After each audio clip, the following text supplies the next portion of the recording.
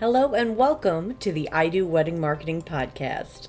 I'm your host, Nina Adio, a social media marketing expert specific to the wedding industry. On this show, I discuss tips to help you DIY your social media, as well as getting the confidence and income to outsource it. Thank you for allowing this episode to come through on your Bluetooth, your car radio, wherever it may be you're listening from today. Now, let's take your wedding business to the next level.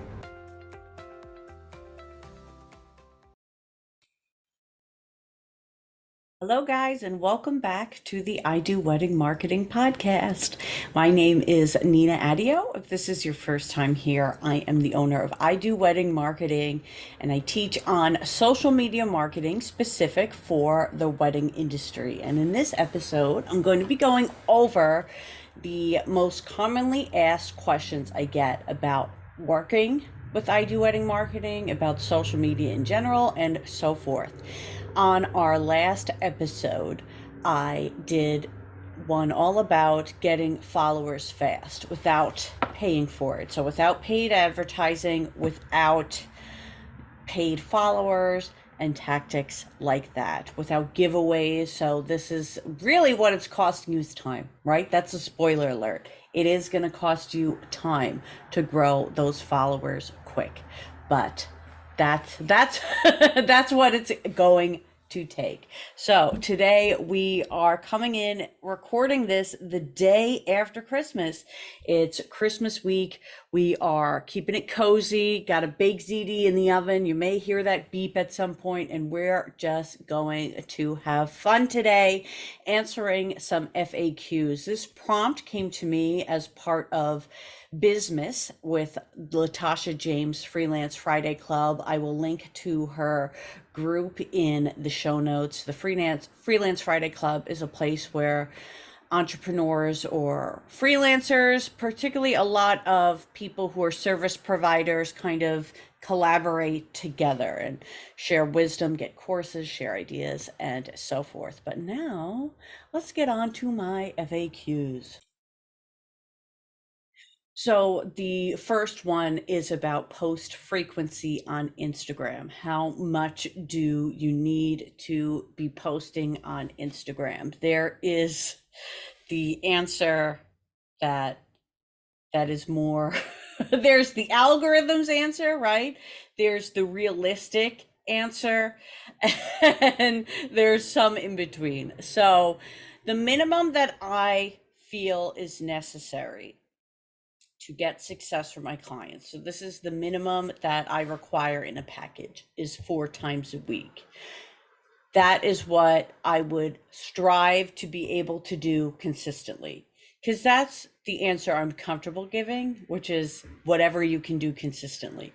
If it's once a week, then it's once a week, right? We want people to remember, this is what I always say, social media marketing is reminding people that you exist.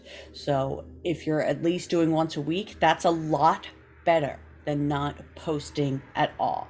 So the comfortable answer is whatever you're able to do consistently.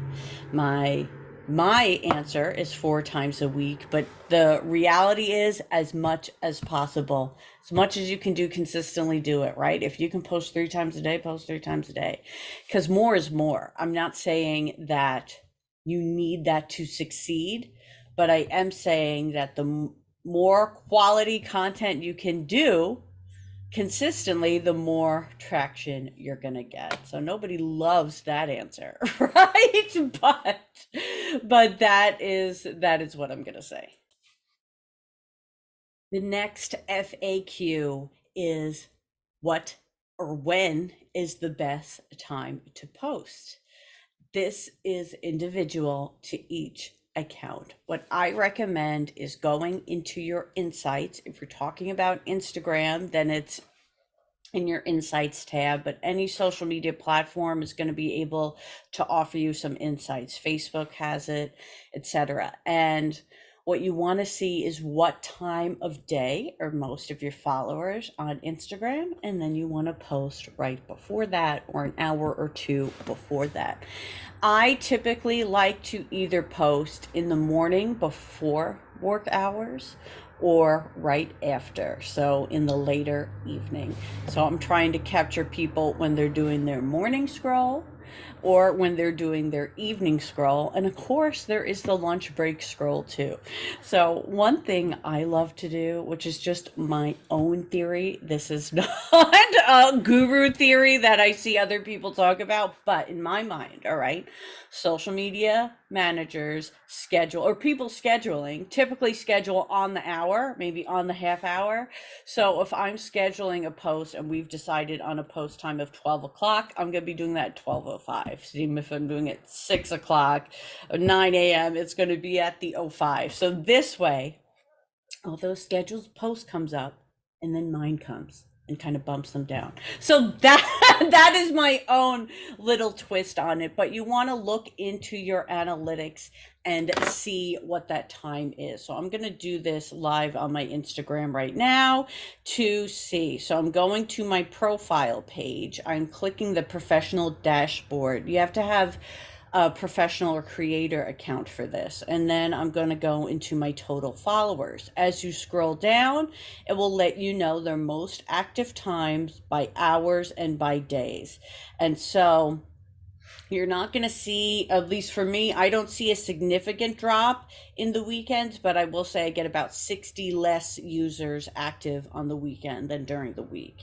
And for the time of day on a Sunday, for example, the lowest is at 3 a.m. and the highest is by, 700 more users is coming at 3 p.m.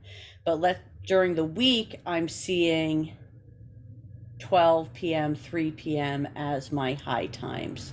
So that is what you want to be looking at. So then, knowing that it's between 12 and 3 p.m., I think I would consistently post around 12, right before that time. So this way I'm getting the 12 o'clock rush and hopefully it's new enough for the 3 o'clock rush too. And that's how I would take that information in. And that's what I do for my clients. And then of course I test it.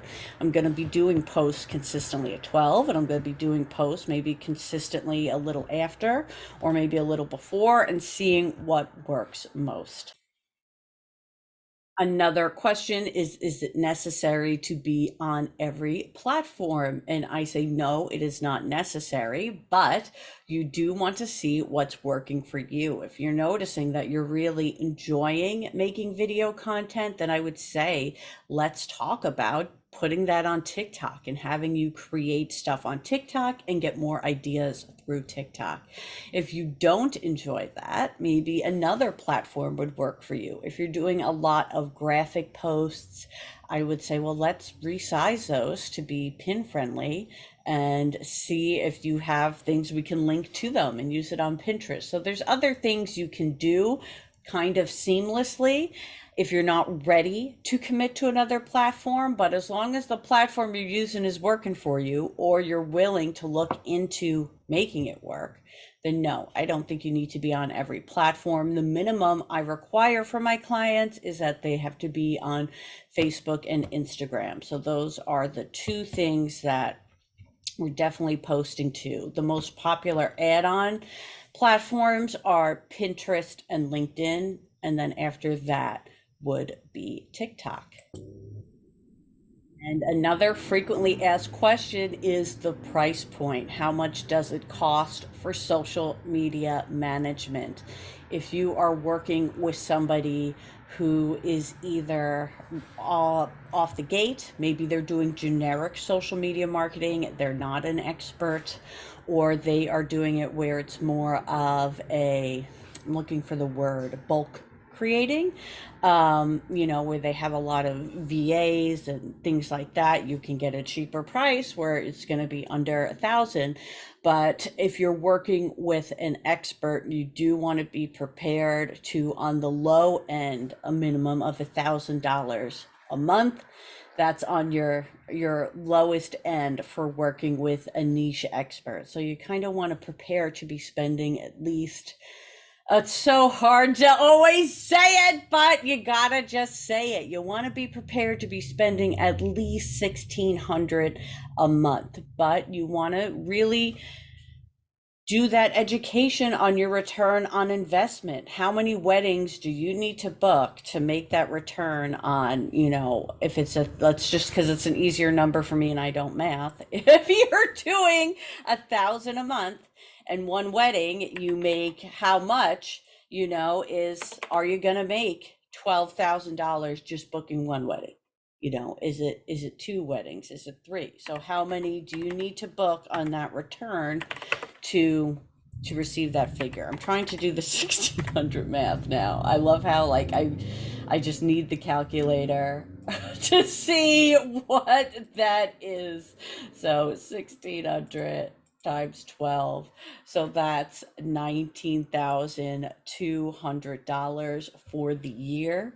And then you want to consider, okay, how many weddings do I need to book for that? So that's going to be different depending on your packages. So if you get on average 6,000 a wedding, that's going to take you where I need to book three weddings. I mean, that's pretty confident that a consistent social media platform and posting schedule and marketing plan is going to get you at very least three weddings in 12 months. So you want to be focusing on those numbers as you prepare to make that investment and cost. Of course, for weddings, venues, or people who do luxury weddings at a high ticket, it becomes a no-brainer cost. But I understand there are people who are doing photo booth companies and smaller cost per wedding platforms. So that's where you may want to either take the chance on someone who doesn't do the niche marketing,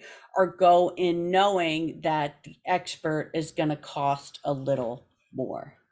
A similar question I get is, how long does it take? It's not a similar question, but more so it's within the same conversation. This is the price and this is the timeline. For me, because I do organic marketing as my base package, it takes at least 3 months to get that traction going. So that 1,600 a month is going to be at least a 3-month commitment. I mean, the more you can give to it, the more data we're getting and the more fine-tuned we're getting. But I'm going to need at least 3 months to start to really understand your brand and the flow and the audience and what's being responded to, and to get that organic engagement traction going. Now, if you want to add an ads package, which we now do, that is something where we're able to really get things going right away. So in an ideal scenario, we'd start off with both. So this way, while we're getting the organic engagement traction going, you have that first quarter set up with ads. So this way, you're definitely getting a flow of traffic coming in. The last question I get asked a lot is what to post if I don't want to be on camera, or if I don't have a lot of content. I don't think you have to expire content if I have some venues who are luxury venues that only do a few weddings a year. So I'm repurposing a lot of those weddings because I want to have consistent content while still showing what they can do, but I'll supplement that with reviews, or I will use very high end stock photo sites specifically for wedding professionals. So I have two on idoweddingmarketing.com that I recommend. I have Sourced Co., which I have a 15% off your membership if you go through my website and use the code IDO15. And another one I use is GBP Stock, and that's linked on my website as well. The difference between the two is Sourced, you're paying a one-time price for a gallery or several galleries, but that's it. You're not getting any more galleries to it. And GPP, G as in Georgia, B as in boy, P as in photo. I don't know what the B stands for, but on that site, you get content updated regularly, so about once a month. And both of them offer images and video. So you can use stuff for reels and for still content. So both of those you can check out at idoweddingmarketing.com on the resources tab, and I will have those linked in the show notes. But you have more content than you realize. See what you've been tagged in. Experiment with what you can take on your own. People don't always look. I know the professional photos are ideal, right? But people also just want to see what they're buying. They want to see what they're getting. So whatever you can do to show people that in a professional way is possible is good. You can use, like sometimes on my iPhone, when I use the portrait mode, I'm able to get a pretty decent photo. And if you don't love what you're taking, post it just to your stories and don't put it on your feed. You can still get some content up. Use Canva, use free tools, and you can still fill that calendar with content. So those are the social media FAQs that I get here at I Do Wedding Marketing. If you'd like to do a one-on-one together, you can fill out the contact form on my website, and I would love to see what your business has in store for the new year. I will see you on the next Wedding Wednesday, guys. Bye-bye.